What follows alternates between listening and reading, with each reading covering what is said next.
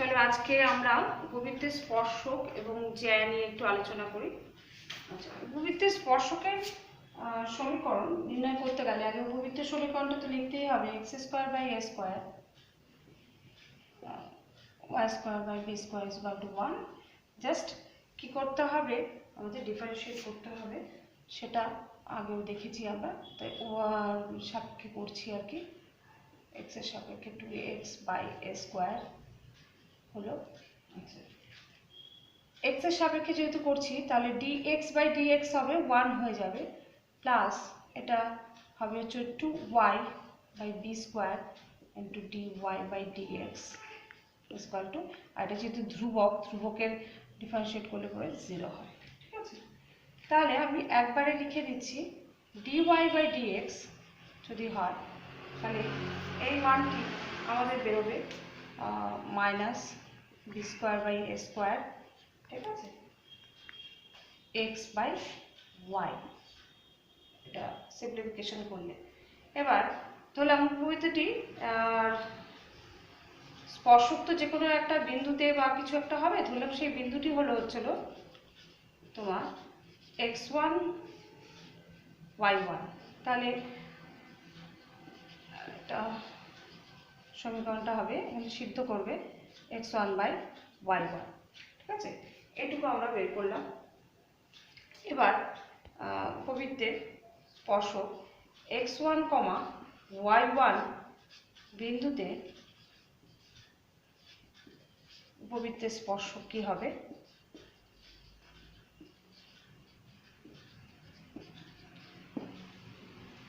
সেটা হচ্ছে হলো y minus y1 is equal to dy by dx x minus, obviously এখানে এই পয়েন্টটা হচ্ছে x1 y1 বিন্দুতে dy dx টা হবে।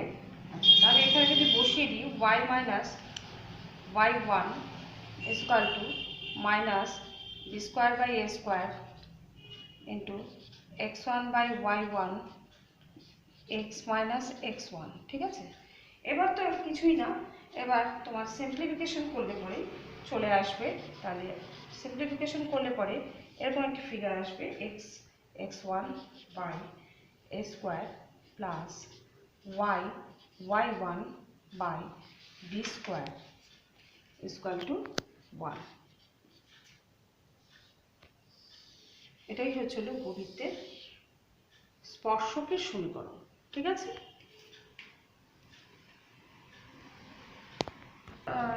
এবার যেটি আমরা বের করব সেটা হচ্ছিল স্পর্শজ্যায়ের সমীকরণ। দেখো একটা চিত্র এঁকেছি, এবার দুটো পয়েন্ট দেওয়া আছে, যেটা তোমার একটু দাঁড়াও, এটা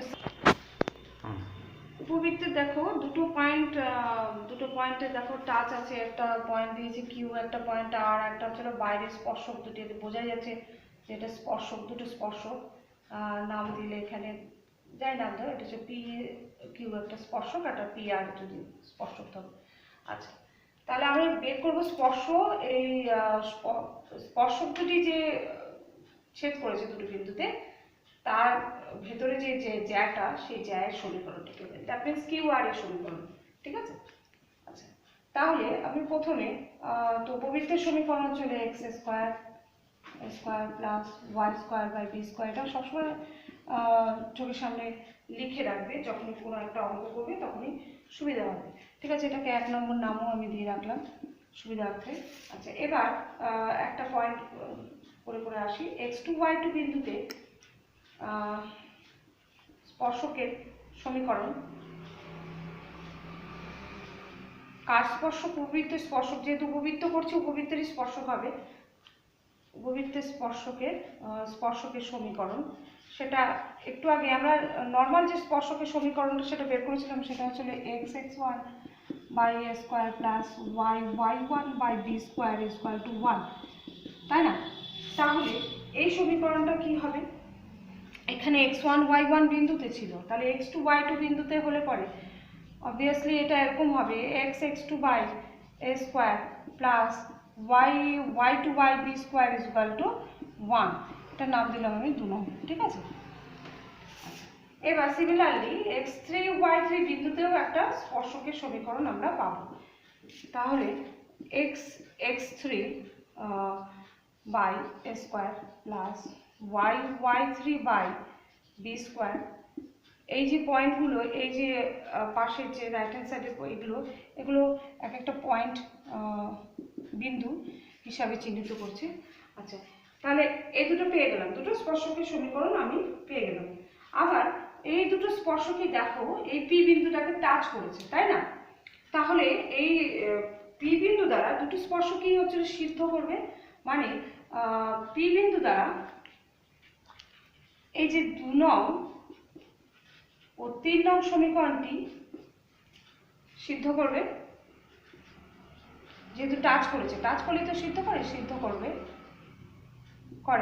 তাহলে এই সমীকরণটি আমি যদি লিখি, এটাকে যদি 2 নং সমীকরণটা লিখছি, আমি 2 নং সমীকরণটা লিখছি, তাতে কি হবে, আমি এখানে x1 এভাবে লিখলাম, x1 x2 জাস্ট পুট করা আর কি, a square plus y1 y2 by b square equal to 1, তার নাম দিলাম 4।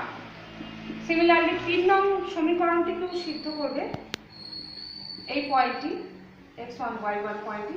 তাহলে এটা যদি আমি লিখি 3 নং পয়েন্টের ক্ষেত্রে, তাহলে x1 by x3 by a square plus y1 by b square into y3 equal to 1, এটা নাম দিলাম 5 নম্বর সমীকরণ। এবার একটু খেয়াল করো, এই যে দুটো সমীকরণ লিখেছি, এই দুটো সমীকরণে দেখো x1টাকে যদি আমি এমনি এরকম করে ধরে নিই যে x1 একটা x এর রিপ্রেজেন্টেটিভ হিসেবে যদি ধরি, তাহলে দেখো এই যে দুটো পয়েন্ট, তাহলে আমি বলতে পারি যে এই দুটো পয়েন্ট দ্বারা x1 সমীকরণটি, মানে কি বলতে চাচ্ছি আমি জিনিসটা, সেটা হচ্ছে হলো x1 এভাবে লিখলাম by a square plus y1 by a square equal to 1। এই যে এই সমীকরণটা দেখো, এই সমীকরণটা দেখলে বুঝতে পারবে, এই যে এটা তো সরল রেখা, আর কিছু না হবে, এটা তো সরল রেখা। তো এই সরল রেখাটি লিখতে পারি, সরল রেখাটি তোমার x2 y2 এবং x3 y3 বিন্দু দ্বারা সিদ্ধ হচ্ছে, তাই না? দেখো এটা, দেখো এই যে যদি সমীকরণটা দেখো, ধরো x এর জায়গায় আমি এই জিনিসগুলোকে পুট করেছি, তাই যদি হয়, আর y এর জায়গায় এই বিন্দুগুলোকে যদি ওই এই যে ওই পাশের স্পর্শকের সমীকরণটা থেকে যদি বলতে পারি, তাহলে y এর জায়গায় এই দুটো বিন্দু আমি রিপ্লেস করেছি, তাহলে তো এই কথাটা আমরা লিখতেই পারি, এই সরলরেখাটি এই দুটো বিন্দু দ্বারা সিদ্ধ করছে, মানে বা এই দুটো বিন্দু গামী। তো সুতরাং এটা দেখে আমরা বলতে পারি যে নির্ণেয় স্পর্শজ্যা হচ্ছে হলো, নির্ণেয় স্পর্শজ্যায়ের সমীকরণ হচ্ছে হলো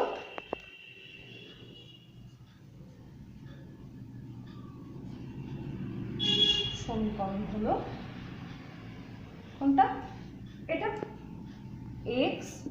x1 by a square y1 by b square equal to 1। Ultimately স্পর্শকের যে সমীকরণ সেটি কিন্তু বের হলো। ঠিক আছে, নেক্সট আসছি। আচ্ছা, আরেকটি বিষয় নিয়ে আমি ছোট্ট করে একটু বলে দিই, এটা আগের অধিবৃত্ত বা সার্কেল বের করার সময় বলেছি যে আমরা তোমার T=S1 সূত্র দিয়ে যে অঙ্কগুলো, যে তোমার থিওরামগুলো করেছিলাম, সেটা বলছি যে উপবৃত্তের কোনো যদি কোনো জ্যায়ের মধ্যবিন্দু দেওয়া থাকে, সেরকম করেছিলাম, অধিবৃত্তের যদি কোনো জ্যায়ের মধ্যবিন্দু দেওয়া থাকে, সেটার সমীকরণটি কি হয়। ঠিক আছে, সেই সমীকরণটি আমি একবারেই বলে দিচ্ছি, এটা প্রুফ করে তারপর আমাদের করতে হবে। কীরকম প্রুফটা ছিল, এরকম একটা বৃত্ত বলেছিলাম, তার একটা জ্যা বলেছিলাম, এখানে একটা পয়েন্ট ছিল, তার মধ্যবিন্দু এটা ছিল, এ করে নিয়ে আমরা করতাম। আচ্ছা, এটা 0,0 ছিল যেহেতু মধ্যবিন্দু, মিডল পয়েন্ট। আর এখানে একটা পয়েন্ট ধরেছিলাম x1, y1, সেটা দিয়ে আমরা প্রবণতা বের করে আমরা t=s1 সূত্র দিয়ে করতাম। তো সেক্ষেত্রে আমার এটা যদি হয় মানে উপবৃত্তের, আমি জিনিসটা লিখে তারপর লিখছি, উপবৃত্তের কোনো জ্যায়ের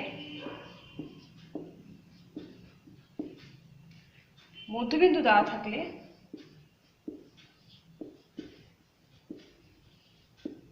মধ্যবিন্দু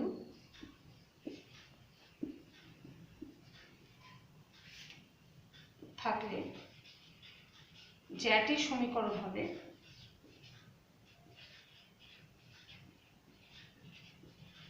কি হবে জ্যাটির সমীকরণ? এই যে লিখেছি t=s1 সূত্র দিয়ে হবে। তা আমরা টি হচ্ছিল স্পর্শক যদি বলি, ট্যানজেন্ট যেটাকে বলে, তাহলে আমরা তো ট্যানজেন্ট জানি x/x1/a² y/y1/b²। ঠিক আছে, -1 দিলেও দিতে পারো, না দিলেও দিতে পারো, মানে -1 দিলে তো এটা ক্যান্সেলই হয়ে যাবে, সুতরাং -1টা আমরা দিচ্ছি না, ইকুয়াল টু যে উপবৃত্তের যে সমীকরণটা আছে সেটা লিখলেই কিন্তু হয়ে যাবে। ঠিক আছে, থ্যাংক ইউ।